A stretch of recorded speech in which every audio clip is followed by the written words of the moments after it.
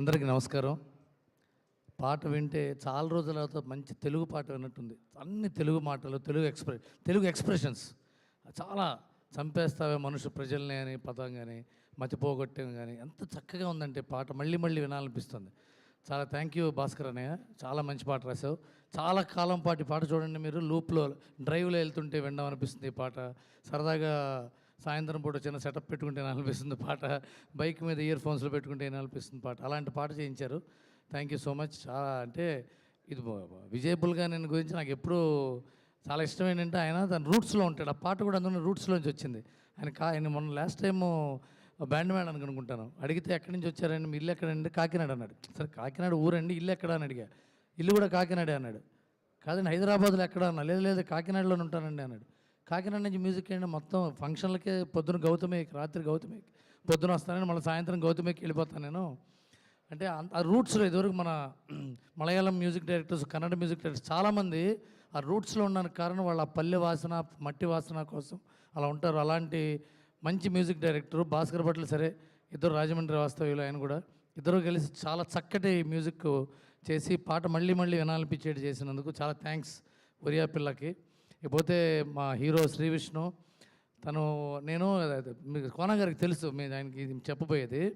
ఒక 3-4 years back మా ఆఫీస్కి ఒక ఓటీటీ ఎక్విజిషన్ హెడ్ వచ్చాడు. చాలా ఒక 4-5 చాలా పెద్ద బాంబే నుంచి. Is very one of the most powerful persons. అప్పుడు మాట్లాడుకుంటుంటే ఏమండి నెక్స్ట్ 4 ఇయర్స్లో ఎవరండి బాగా లీడ్ చేసే హీరోలు అని అడిగితే don't mind, don't be surprised అన్నాడు. ఎవరో చెప్తారు కదా అని కొద్దిగా ఆతృతగా వింటే శ్రీ విష్ణు అన్నాడు అతను. 4 ఇయర్స్ బ్యాక్ చెప్పాడండి. It's not now, 4 years back. అదేంటండి అని అడిగితే అతని సినిమాలు చూస్తారని జనం. People will watch him because people like to watch his films. He has that face, he has that command on films అన్నాడు. అంటే అసలు ఎవడో బాంబేలో వాడికి ఇది ఒరియా పిల్లలాగా వాడు ఏ గుజరాతీయో రాజస్థానో అయి ఉంటాడు.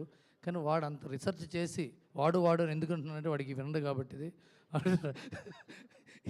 రీసెర్చ్ చేసి మీ గురించి చెప్పాడంటే అది మీరు అచీవ్ చేసుకున్న మీరు స్వయం కృషి అది. అండ్ కీప్ ఇట్ అప్ అండి. అలాగే నేను ఈ సినిమాలో చిన్న క్యారెక్టర్ కూడా చేశాను. మా డైరెక్టరు అప్పుడే నాకు కనిపించింది కోనా గారి దగ్గర, సార్ మంచి డైరెక్టర్ సార్, ఫస్ట్ షాట్ చాలా షార్ట్ నేను చిన్న క్యారెక్టర్ చేశాను.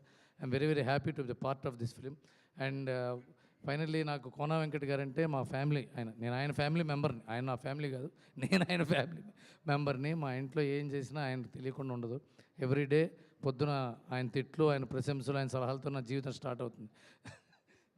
అందుకని ఈ సినిమా కూడా బ్యాండ్ మేడం లాగా ఆయన చాలా పెద్ద హిట్ అవ్వాలని. అంతకంటే ఎక్కువగా నా కృష్ణ గారు, నా నైబర్ కృష్ణ గారు ప్రొడ్యూసరు. ఆయన 401 అండ్ 204 మా ఆయన వైఫ్ ఫ్రెండ్స్ కూడా. ఆయన ఒకరోజు కోనా వెంకట గారితో సినిమా చేస్తానండి అని చెప్పాడు ఆయన. కంగ్రాచులేషన్స్ సార్, ఇది ఆల్ ది బెస్ట్ కూడా కాదు, గ్యారంటీగా మీరు మంచి సినిమా చేస్తారు, మంచి డబ్బులు. ప్లస్ నాకు ఇష్టమైన హీరో శ్రీ విష్ణుతో సినిమా చేయడం అంటే ఇంకా నేను హ్యాపీగా ఫీల్ అయ్యాను. అండ్ మా అన్నగారు రఘుబాబు గారు, అలాగే శ్రీకాంత్ అయ్యం గారు, ఇప్పుడు అజిత్ లాగా వచ్చాడు ఆయన బైక్ మీద.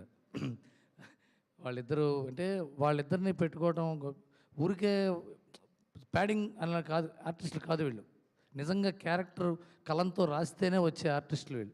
రఘుబాబు గారు ఉండాలి ఈ క్యారెక్టర్కి, శ్రీకాంత్ అయ్యం గారు ఉండాలి ఈ క్యారెక్టర్కి అన్నప్పుడే వాళ్ళని కాస్ట్ చేయగలం. అలాంటి క్యారెక్టర్ ఆర్టిస్టులు ఉన్నారు సినిమాలో అంటే చాలా గొప్ప కథ అయి ఉంటుంది. ఇది చాలా మంచి కథ ఉంటుంది. రాధిక్ గారు వచ్చారంటే చాలా మంచి కథ అయి ఉంటుంది. ఇంకా ఎన్నో ప్రమోషనల్ ఈవెంట్స్ ఉంటాయి. All the best entire team of this film. Comrade Kalyan, we are all comrades of comrade Kalyan. Thank you all.